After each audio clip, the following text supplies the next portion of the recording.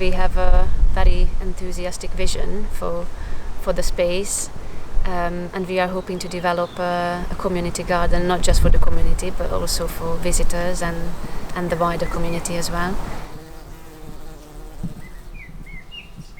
Making a wildlife garden in such a rural setting shouldn't be hard, but the gardeners wanted to ensure they were using pesticide-free plants that would genuinely help the pollinating insects they wanted to attract.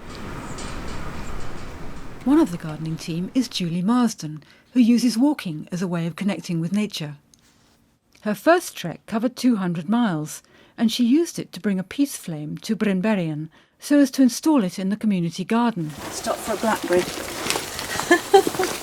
It was Julie who came up with the idea of walking from Brynberian to visit nurseries that specialise in pollinator-friendly plants that have been grown in sustainably sourced compost and without chemical pesticides. And I got in the middle of the night and said to my husband, I know, I'll do another walk to raise some funds. And I'm going to walk over the mountain, because I love the mountain. I've always wanted to walk over it. And I'm going to walk to the Botanic Garden of Wales, because I've never been there. And I'm going to see if they'll give us some plants or something. So that was the initial idea. So at that point, next morning I got on the internet, looked at Botanic Gardens website and came across this amazing project they were doing called the Saving Pollinators Project, True Pollinators Project. And it was just like a eureka moment. They identified 13 specialist nurseries, mainly around South and West Wales, and set about planning a series of walks to reach them. During the summer of 2021, Julie and friends managed to visit most of the nurseries on their lists, but this was the only one that we recorded on video. After COVID restrictions had made it so difficult for many of us to meet, it was lovely to see such a large turnout for the first walk, although most of them couldn't afford the time to stay for more than a mile or two.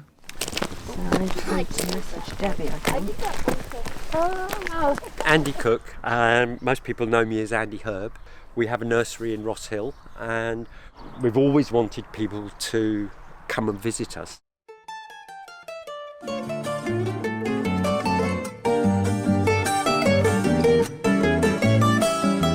Yes, a romantic thing.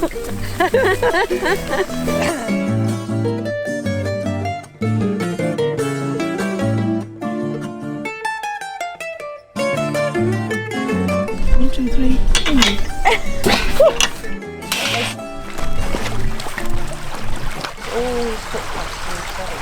That's what my mum used to say. Julie, you'll forget your head if it was loose. I'm Flo Boston and I did a few of the walks with Julie. I don't think you ever know your area until you walk it. Is it better your side? Now I'm in the middle of it. Get down on your feet, because we go everywhere in cars these days, which in one way is good because it makes you look where the verges and the hedges have been virtually destroyed from a wildlife point of view. But getting down there on your feet and walking, I think, is so important. And it was something I thoroughly enjoyed doing. I think it's vitally important that we do pay attention to biodiversity. We seem to be in the 6th great extinction, and all the things that are going extinct tend to be on the lower end of the spectrum where people don't notice. They think, well, a few less spiders, a few less flies, all the better. But it isn't quite like that.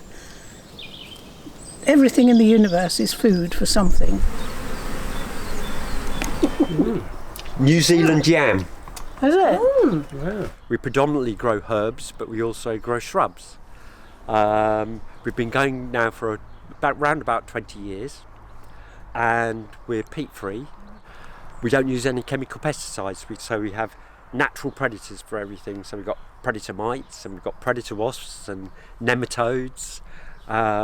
And I've even got some chickens now to help me, and I have a little pen that I walk up and down the side of the outside of the tunnel to stop things coming in. So yeah. Oh, look at that little rose.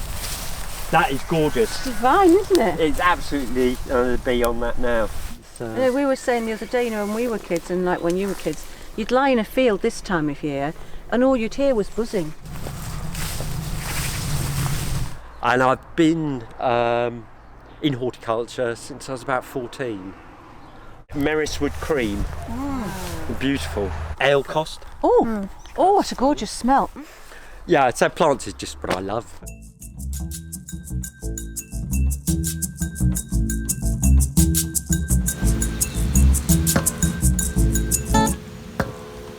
Siobhan Worcester is another member of the gardening team.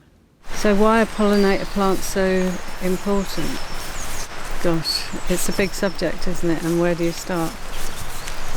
So plants, we all live in a life cycle.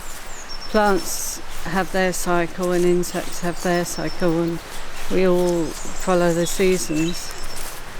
And unfortunately we've been messing with that, and we need to get back to how nature does it and how the plants do it, and create the environment so that they can do it themselves rather than us interfering with all the things we like to interfere with that apparently make our gardens beautiful. But when you're sitting in your beautiful garden and you've got the insects all around and you've got the bees like buzzing around, that's the real beauty, and we really don't want to lose that. And so that's why it's so important that we look after the plants and their cycle. And all of our gardens, we might think we've got like a little patch, and there's not much we can do compared to the scale of everything, but every little patch can grow, can look after an insect, or any single one, all makes a difference.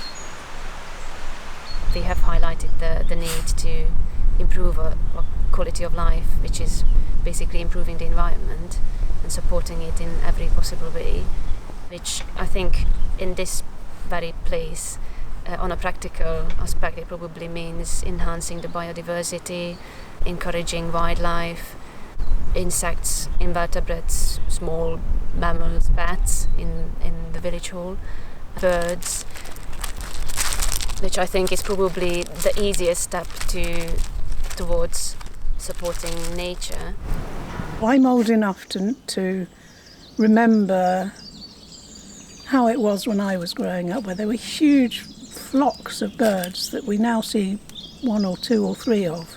It's so important that we become aware of it. I mean, most people aren't aware, and somehow we have to not preach to the converted within each other, but to move out and let other people know that this is happening, and there is something you can do about it.